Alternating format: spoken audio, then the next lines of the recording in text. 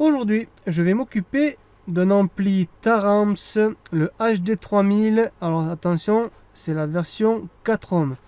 Et il a un côté spécial, il a un RGB, donc du coup il a des LED et tout qui s'allument un petit peu partout devant. Voilà, donc alors cet ampli, le client me dit qu'il s'allume et que le son apparaît et puis il part de suite.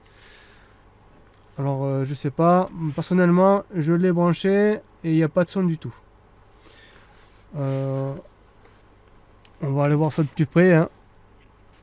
Alors on voit l'alimentation, la sortie et ce côté, les petits réglages, RCA, les gains. Bon, allez, bon on va l'ouvrir et on va regarder. Alors voici l'intérieur. Alors j'ai regardé un petit peu et bien a priori l'alimentation a l'air d'avoir grillé. Mais les sorties aussi ont grillé. À mon avis, alors comme c'était une version 4 ohms, c'est pas courant. À mon avis, et je pense que l'impédance n'a pas été respectée. Je pense que c'est ça. Je verrai avec le client pour être sûr qu'il ne refasse pas la bêtise. Bon, finalement, l'alimentation, il me semble qu'elle n'a pas grillé. Ça, c'est déjà un bon point. Par contre, bon, ici, oui, là, ça a grillé. Et je maintiens ce que je dis, je pense que c'est du fait qu'il n'ait pas été branché en 4 ohms. Bon, alors je vais enlever les composants là et on va voir par la suite s'il y a autre chose ou pas, on verra bien. Bon alors, j'ai retiré les deux transistors qui se trouvaient là. J'en ai remis un autre ici, un vieux, par dessous. Voilà. Et donc là, pour pouvoir avancer, il me faut remplacer ce composant là parce que il est mort. Et ça va me permettre de voir tout ce qu'il peut y avoir comme panne encore par là, parce qu'il y a encore des composants dessous là. Tant que je ne l'ai pas remplacé, celui-là, je ne pourrai pas savoir. Parce que tout est en défaut, enfin tout montre comme quoi c'est en défaut, alors que il y a des chances que non, quoi. Donc je vais d'abord remplacer là, et ce composant-là, et voir s'il y a encore un problème. Alors j'ai retiré notre composant ici, là. Je vais le remplacer. J'ai aussi rajouté un transistor ici parce que enfin, finalement ben, il y a deux voies, hein. Donc l'habitude des gros amplis, là sur un petit ampli, du coup je me retrouve à avoir les deux voies ici. Donc du coup je suis obligé de mettre deux transistors. Et donc maintenant je vais remplacer notre circuit intégré.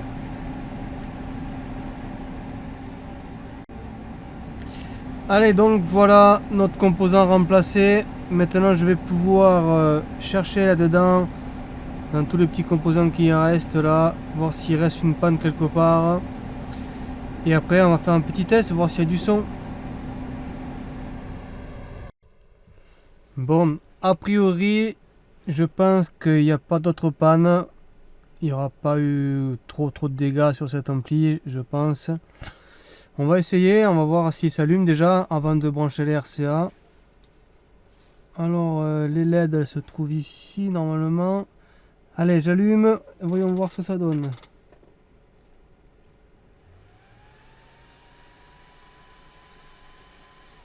Ah oui, c'est vrai, j'ai arrêté, hein.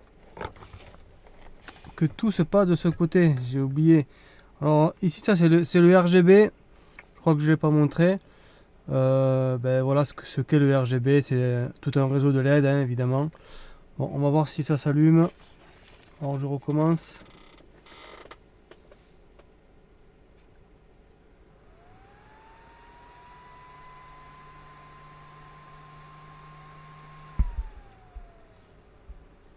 Bon, ça a l'air d'aller en tout cas.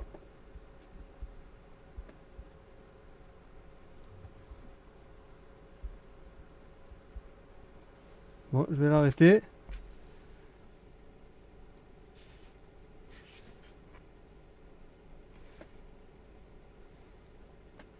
Bon, on va voir avec les RCA, voir s'il y a du son. J'ai pas préparé le son, mince. Alors, je vais mettre le son vite fait.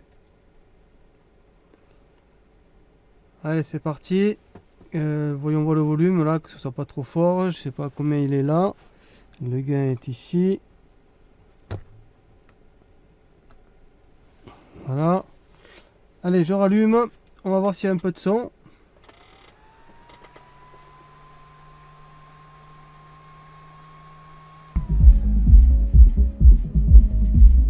Bon. On entend du son.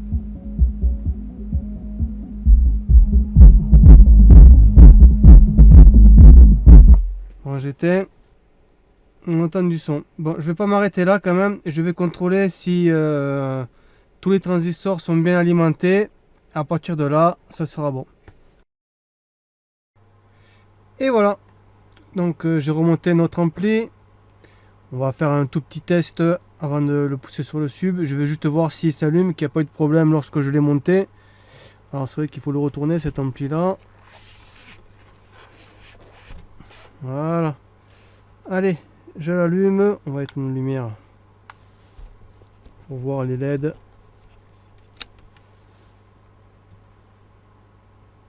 Allez, j'allume, voilà.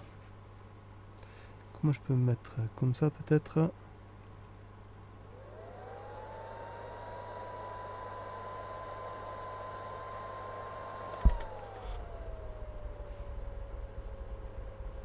Bon, ben ça a l'air d'aller, hein. Allez, je l'éteins. Je vais brancher les gros câbles et on va s'amuser sur le sub. Bon, alors je pense que peut-être certains d'entre vous voudraient voir comment réagit le RGB. Alors je vais montrer un petit peu toutes les formes qu'il peut faire. J'espère que je ne vais pas faire plusieurs tours. Donc je l'allume. Bon, alors ça tiendrait qu'à moi, j'enlèverais ce papier là de protection. Parce que vous voyez, si jamais l'ampli n'était pas réparable, eh ben, le plastique aurait jamais vu le jour. Ça aurait été dommage. C'est bien plus joli que de l'enlever et que de le laisser quand même.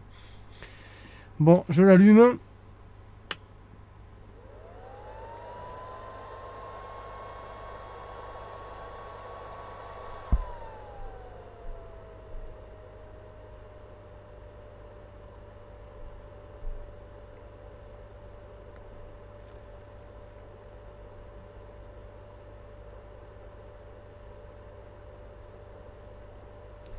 Voilà, je vais avancer.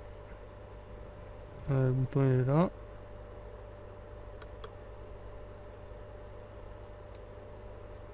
On dirait que ça fait les drapeaux. Il y avait bleu, blanc, rouge tout à l'heure.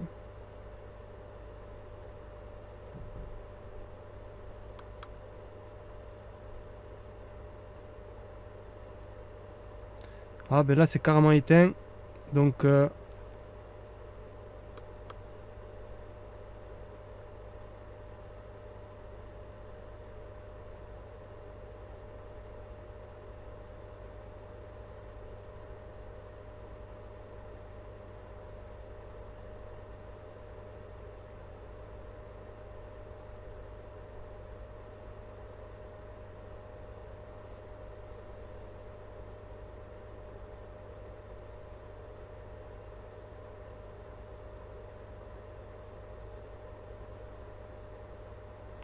ça en fait des choses.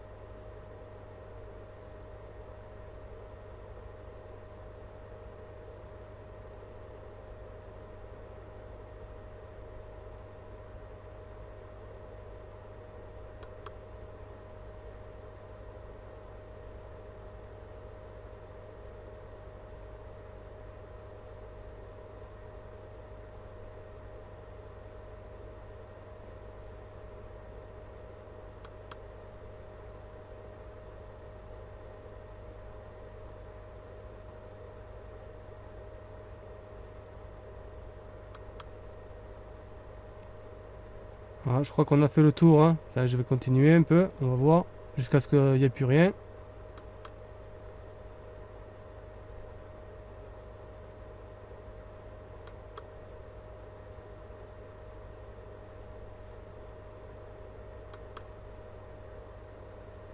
Bon, voilà, on a fait le tour. Bon, la caméra, elle n'arrive pas.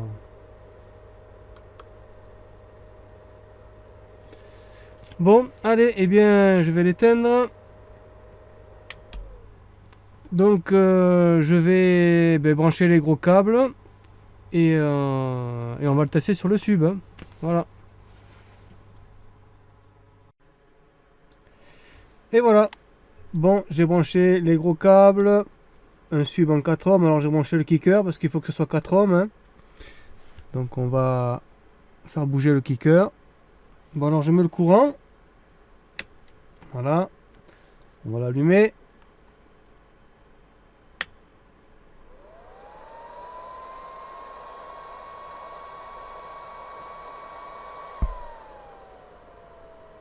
Allez, donc je vais changer de caméra.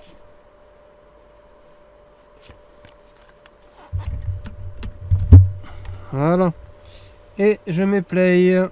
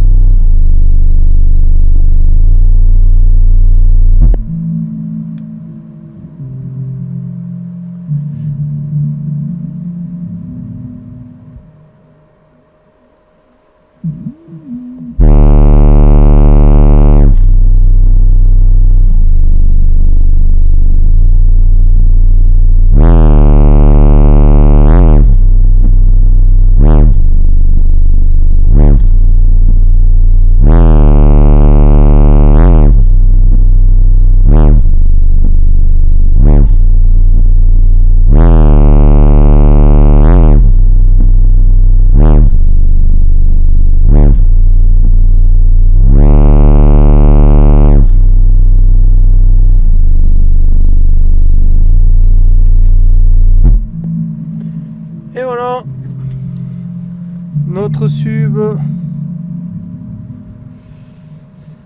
Allez, je change de caméra.